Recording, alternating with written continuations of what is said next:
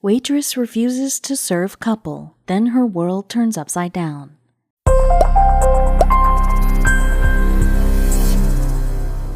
Brittany felt it rising up inside her. She couldn't contain her anger anymore. Why would someone be that rude for no reason? She didn't ask for any of this. She wished that it had ended there, but after they were nasty, she was expected to get along with them and go about her business like it was nothing. It got even worse when her boss wasn't on her side either. Brittany Spencer was a hard-working waitress with plenty of experience from the past 2 years. She thought that she'd seen everything, but she was about to be proven wrong. Fat Joe's Bar and Grill in Fond du Lac, Wisconsin, had seen people from every walk of life. Today, there was an elderly couple entering through the front door. Brittany went on autopilot and didn't think anything was out of the ordinary. When the elderly couple sat down in their seat, Brittany could tell that they weren't impressed by something. She had a feeling that things were going to be difficult with them. Still, though, she put on her best smile like she always did. As the couple stared at the people around the restaurant, they both had scowls on their faces, like they didn't want to be there anymore.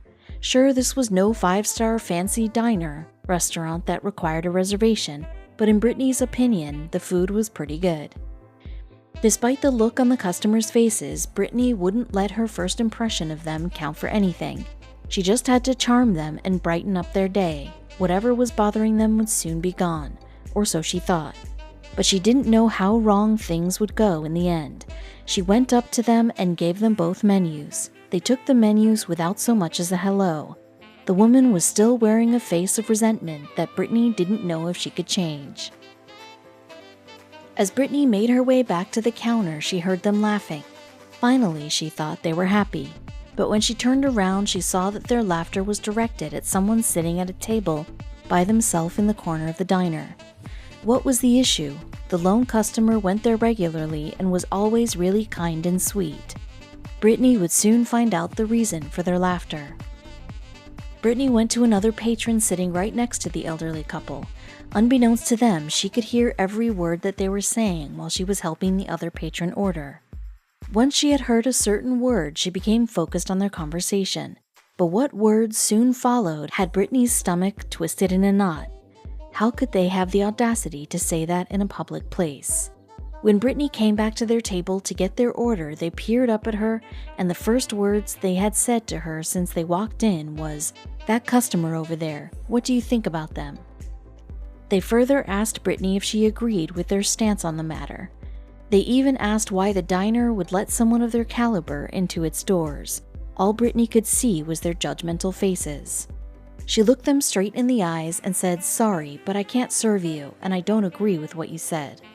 But she knew that refusing a customer was a big thing. She'd have to go talk to the manager and ask him if the table could be assigned to someone else. Things were about to get a lot harder for Brittany. Her manager's face turned downwards into a frown. She could tell he was in no mood and basically said suck it up or go home. Brittany was left with two choices, but how was it even a decision when the one led her to serving people that had such little regard for humans? How could they say that about a regular customer? She did the only thing she felt was right. She gathered her things and burst out the door, but she had no idea what would come next. The night that Brittany had stormed out of the diner, she decided to see what other people thought of the incident online. She got a lot of responses that praised her actions, saying that she defended her beliefs and the customers. Some people even started bad-talking the restaurant. She felt vindicated. She fell on her bed and was ready for sleep. The next day, management told Brittany she was fired. Bursting with anger, she grabbed her laptop and went straight to Facebook. She updated everyone on the disgusting development. The reactions were explosive. "But I'll always choose my morals over money. See ya," she concluded. But the owners of the diner had a very different opinion. The co-owner of the diner commented that Brittany was fired because she refused to do the job she was hired for.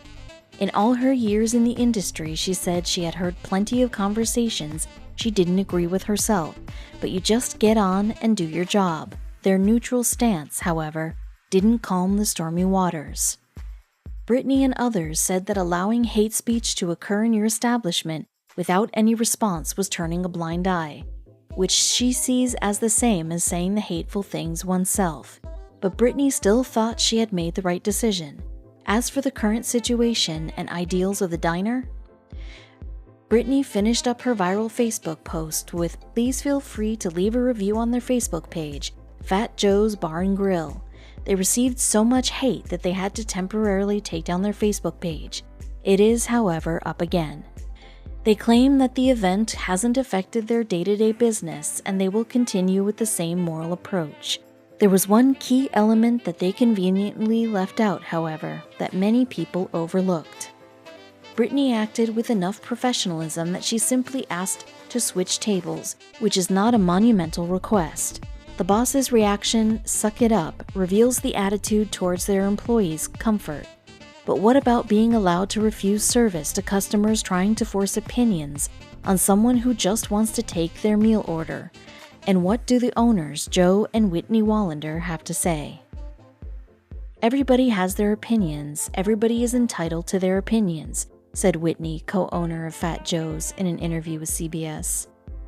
Whitney also says that she and her management team made the decision to send Brittany home for the day, but hadn't actually fired her for refusing to serve the group of customers.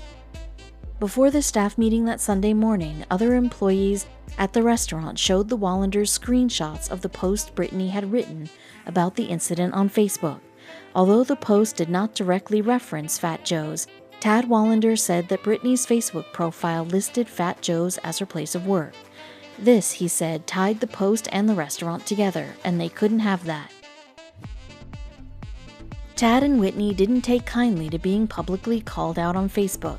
After all, every establishment has a reputation to uphold. Tad was concerned that Brittany's post had changed the dynamic of the entire situation, claiming that it was very unprofessional on Brittany's part. When Brittany arrived at the staff meeting, she was promptly fired. She decided she wanted to post stuff on Facebook about being sent home, Whitney said. "And we just made the business decision that we can't have employees that aren't going to make us look good as an establishment.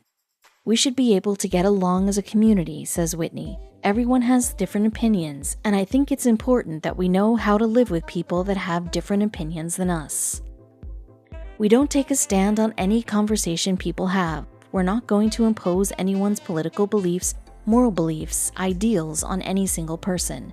We're just here to serve food and drinks," Tad told USA Today. Even though the restaurant's owners feel justified in their actions, others argue that they should have known better, especially in today's political climate. Discrimination has been in the political and media spotlight in recent months, and campaigns that hope to raise awareness about the issue are working harder than ever before. And as a result, most netizens do not take kindly to any form of bullying. After Brittany's post, Fat Joe's Facebook page turned into a political battleground, Tad said, forcing him to take it down. Brittany's post wasn't something he wanted the restaurant to be involved with. Then, just a day later, the business received over a dozen threatening emails. According to the owners, Fat Joe's always seeks to be neutral as well as respectful. According to them, both the guests who made the rude remarks and the person they were talking about are regular patrons at the restaurant. And Tad said that there had never been a problem between the two groups before. "If they felt they were being harassed, if they did, I apologize. That was never my intention," says Brittany. "I don't want anyone to be harassed, but they do need to know that what they did was wrong. Letting people say transphobic things is not remaining neutral," Brittany said. "I didn't make a scene. I wasn't asking for them to be kicked out. I didn't want to take a table." On its part, the restaurant seems to be doubling down after all the backlash. Tad said that the restaurant welcomes everyone, and this apparently also includes obnoxious customers who like to harass other patrons. "If you want to walk in our front door and you want to have our food or drinks, watch live music we provide, we're going to serve you as best we can and make you happy to your standards," Wallander told WTMJ. Brittany said she harbors no ill will against Fat Joe's or the establishment's owners, but she does hope that the response they received online will serve as a learning experience, and that in the future they won't let hate speech go unchecked.